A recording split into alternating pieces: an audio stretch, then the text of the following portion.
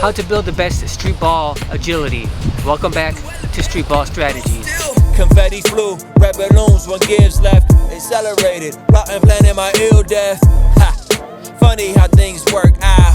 Can't attach another man to my worth now. I'ma make. So today we're talking about agility, specifically the ability to accelerate as quickly as possible and change direction as quickly as possible. This is a technique that I learned very early on in my career, and because it worked so well for me, I pretty much ended up using it all game, every game that I played. And the reason this has come up as a topic is because as I've been studying today's players out here at the park compared to 20 years ago when I was out here, what I noticed is less and less players are using this technique.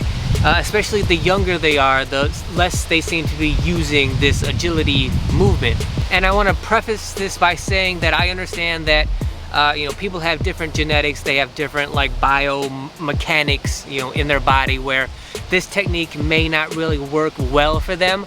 But I still think that for the vast majority of players out here on the court, using the technique that I'm about to tell you about is very beneficial to the vast majority of players out here. And that is simply the movement of, instead of being flat on your feet on the court, getting up onto the balls of your feet when you move, when you accelerate, when you change direction. For those of you who've been watching this channel over the last couple years, you'll know that when I talk about movement, when I talk about technique, I always try to keep it as simple and fundamental as possible. I don't believe in complexities or making things complicated. For me, I always focus on keeping things basic and fundamental and then mastering that movement. And what I found is by simply getting off of the flat of your feet up to the toes and the balls of your feet, you're able to accelerate and change direction much more quickly than you can being flat-footed. So the reason this works and it makes you more agile is because, let's say for instance that this is your foot, this is your heel, this is your toes, and this is the ground. When you have your foot flat on the ground and you have to accelerate, now you have to move your whole foot off of the ground in order to move.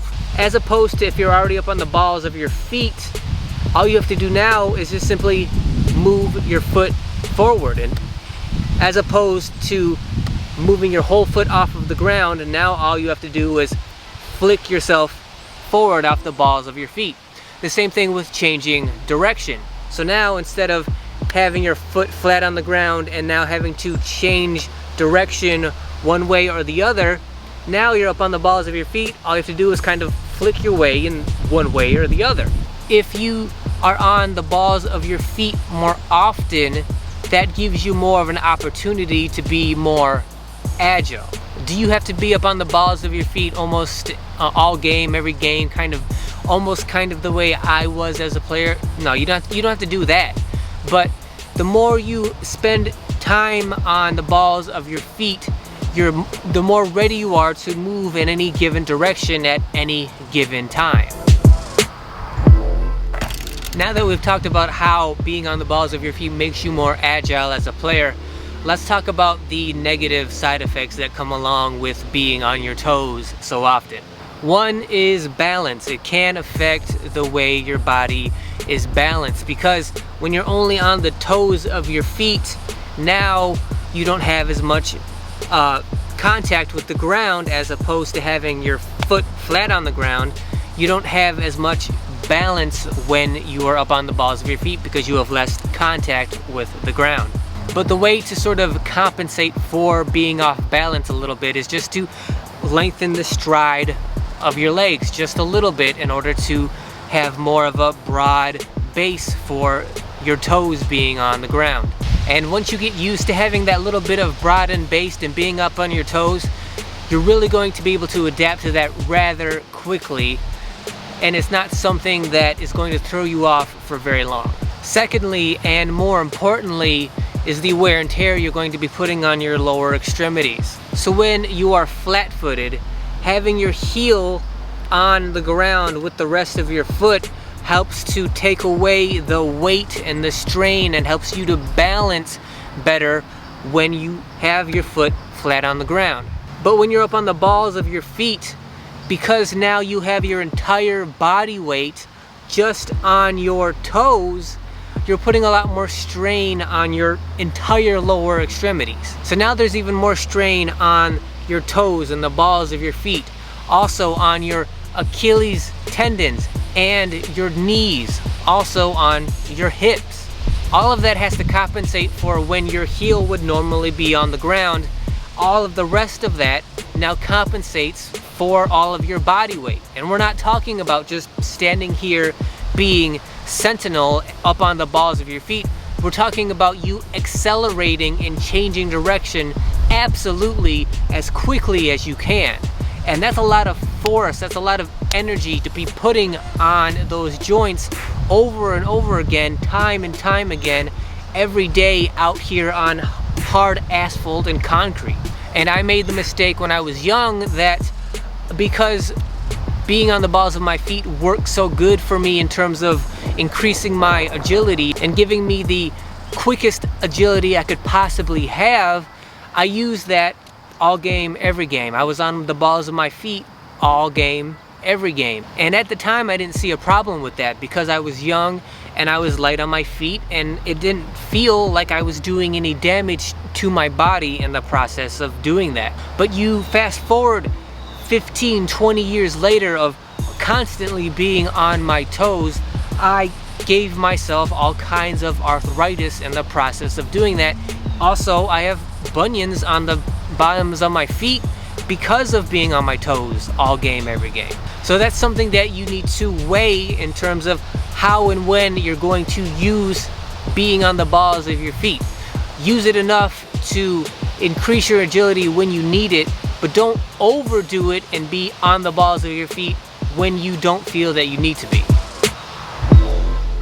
So that's how to build the best street ball agility. Again, this is not a technique that's going to work for everybody all the time. The taller you are, the heavier you are, this is probably going to work less and less for you. But you can still use it here and there to increase your agility when you need to. For those of us who are smaller players, lighter players, being on your toes, having that kind of agility is so important for us that it's a skill and ability that you need to learn how to use best for you and your game. For me, I'm the kind of person who I would rather be on my toes more often just in case I need that little extra burst, as opposed to being flat-footed and trying to maintain my level of health and non-injury. But that's what works for me. That's the way I approach the game. Your approach may be different. Just do what works best for you. Thank you guys for watching. If you found this video helpful, if you found it informative, that's great. A thumbs up would be awesome. Also, don't forget to subscribe to the channel. Subscribe, that's huge for me.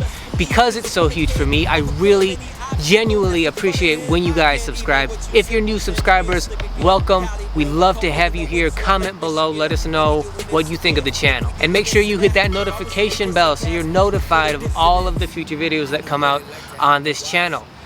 The uploading schedule lately has been kind of wonky.